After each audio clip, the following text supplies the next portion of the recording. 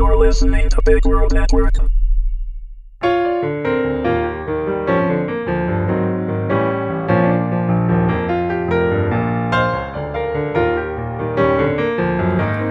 Amazing Grace, Episode 12. Written by James Hellvig, read by Meagan Hedin. Entering the 8th floor simultaneously, the two assault teams immediately open fire, silencing anyone that could raise an alarm before they can reach their intended target. Nurses, orderlies, and their charges fall under the silent spitting of their guns. The pair of bewildered police officers stationed at each end of the corridor, and still reeling from the explosions, barely have time to reach for their own weapons before they are cut down in a hail of gunfire. Rounding the corner, Team 1 is met with the deadly accurate fire of Dale's commandos an instant before Team 2's point man enters the hallway from the opposite direction. Pivoting on a knee to face the new threat, the overwhelmed commandos are back to back. Transmitting a warning to Dale, the first defender dies seconds before the hurtled flashbangs detonate. His partner, mortally wounded, sprawls forward into a prone position, firing his weapon and killing two men before the deafening explosion detonates a mere meter from his face. The blinding flash is the last thing he sees. Team 1 and 2 regroup quickly and move forward, their numbers only reduced by 5.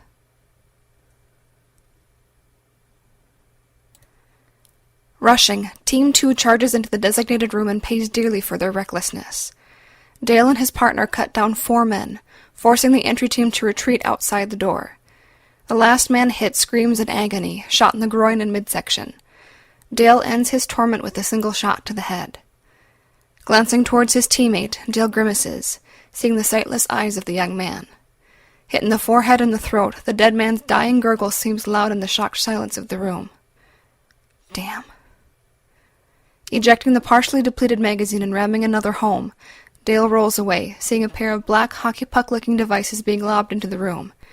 He squeezes his eyes tightly shut and opens his mouth.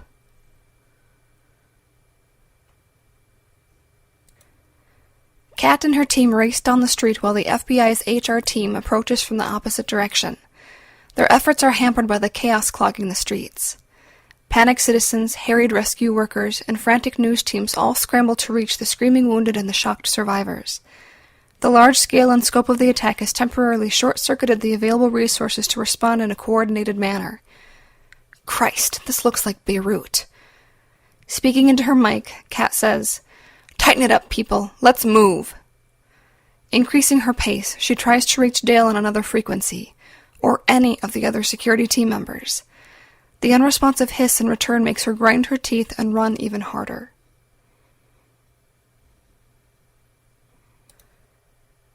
Mac and the huddled occupants of the bathroom are deafened by the detonating flashbangs. Seconds later, crouched down and weapon-trained on the door, Mac doesn't even hear the breaching charges that hurtle the still mostly intact bathroom door into him. It slams into his outstretched arms, bowling him backwards and driving him into the wall before he can fire a single shot. The splintered fragments blind Father Bernard and pepper the hapless women behind him. 3 men enter the tiny room in a stacked formation, the second and third men firing potent darts into Anna, Mother Steele, and the stunned priest. Roaring like a caged lion, Father Bernard surges forward, the stout man grappling with the middle assailant. His thick fingers find purchase on the man's throat, and, pulling him into his thick chest, he pins the dart gun between their bodies. Anna and Mother Steele struggle to rise, the narcotics already making their limbs feel wooden and sluggish. Screaming in a mixture of fear and rage, Elizabeth flings herself at the third man, hands hooked into talons, and attempts to rake at his eyes. The point man pivots slightly, his focus shifting from the pinned and unconscious policeman. Raising his weapon, he fires 2 quick shots. Father Bernard dies instantly, the headshot downing the enraged man in a crumpled heap. Elizabeth is shot through the side, the bullet traveling through her lungs, just missing her heart. She staggers backwards, sliding slowly down the wall. A crimson smear tracks her descent. Snarling at his recovering teammates, the point man motions with the barrel of his gun at the remaining pair of women desperately trying to keep each other upright. "Grab them, damn it!" Subduing the feebly struggling women, the men throw them over a shoulder and the team rapidly departs. Running back towards the freight elevator, the decimated assault force grimly executes their exit strategy.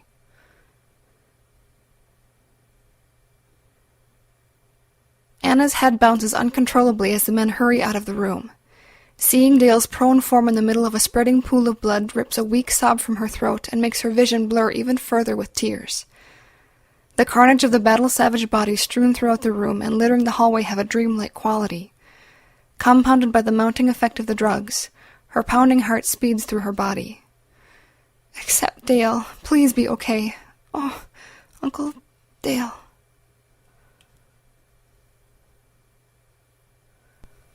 Tammy pounds up the stairwell, taking 2 and 3 steps at a time, only slowing the last flight to peer upwards, straining to hear the sounds of movement over the ringing in her ears, before rushing onward once more. At the floor entrance she pauses, cracking open the door slowly and easing quickly through it and into the sprinkler-soaked hall. The fire suppression system has trickled to a stop, but water still drips steadily from the ceiling. Scattered civilian corpses lay where they were slain, and ahead the bodies of a pair of uniformed policemen are crumpled together where they had obviously turned to face their assailants a moment too late. Their weapons are still holstered. Move! Water splashes as she hustles down the corridor. Tammy slows to glance around the corner, catching a glimpse of a retreating figure moving fast in the opposite direction. Pulling the 9mm Beretta from the fallen policeman, along with 2 spare magazines that she stuffs into her rear left pocket, Tammy sprints down the hall. She slows at the entrance to the right-hand room where the bodies of several of the assault team members lie intermixed with the fallen defenders.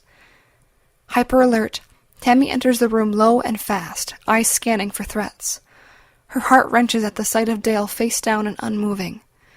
Clenching her teeth, she forces herself to keep moving forward towards the blasted-out door leading to the bathroom. Stuffing the gun into the waistband of her jeans, Tammy breathes through her open mouth.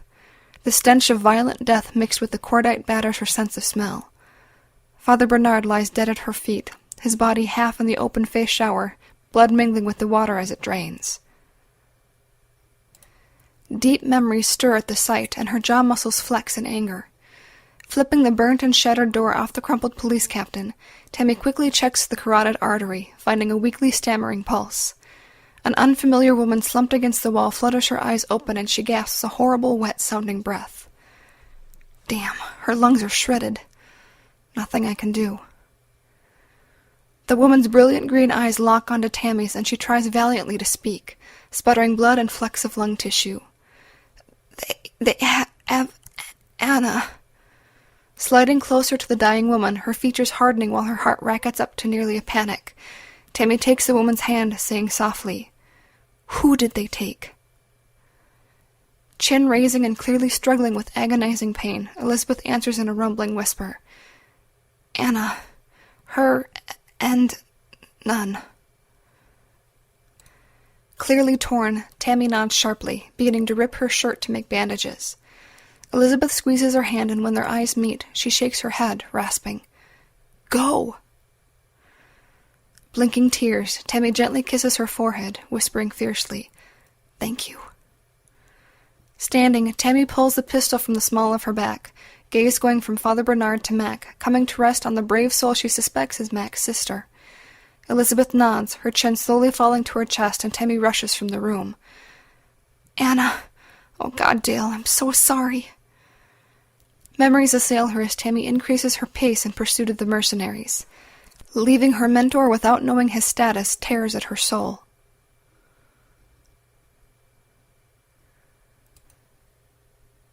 Kat's team reaches the lobby as the FBI's team rushes up the stairwell. The elevators appear to be locked out and stationed at the top floor. Barking orders, Kat splits her team, securing the exits while her mind races with possibilities. Think, how the hell are they extracting?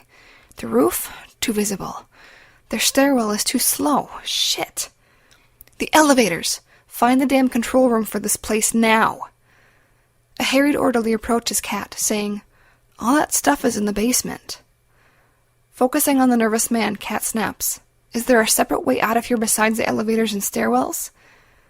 Shaking his head and gulping, the man stutters, I don't really... Maybe?" Nodding at the man, Kat turns, running for the stairwell, redirecting her team and coordinating the arriving reinforcements. The curt radio chatter from the HR team currently sweeping the 8th floor sends chills down her spine. Jaw tightening, Kat squashes her personal feelings as she leads her team down the stairs. Let's catch the bastards.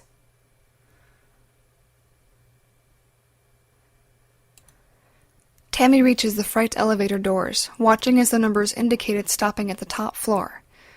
No way they'd go up. Racing past the closed doors, Tammy slams through into the stairwell, hurtling downward at breakneck speed.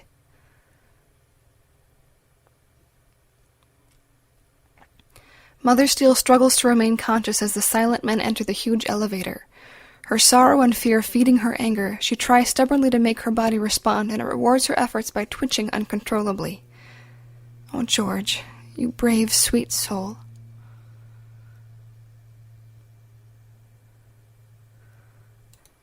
Tammy reaches the basement level, the open maw of the freight elevator mockingly empty across the open space.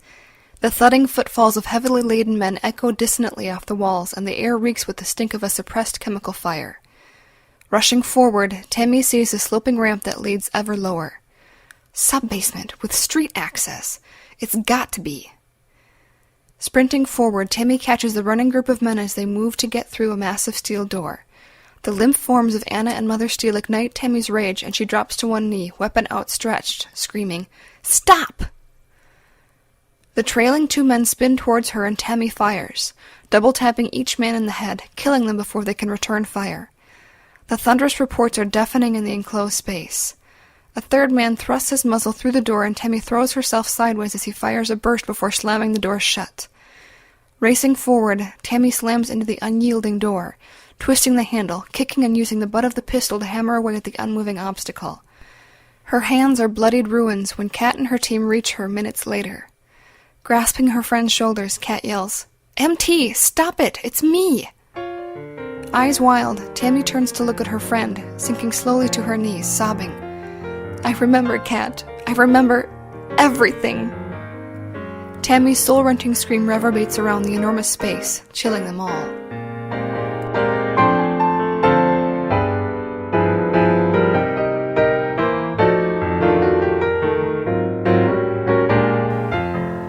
This has been a presentation of Big World Network. Visit us on BigWorldNetwork.com for more free weekly series, or follow us on Facebook and Twitter. Thanks for listening.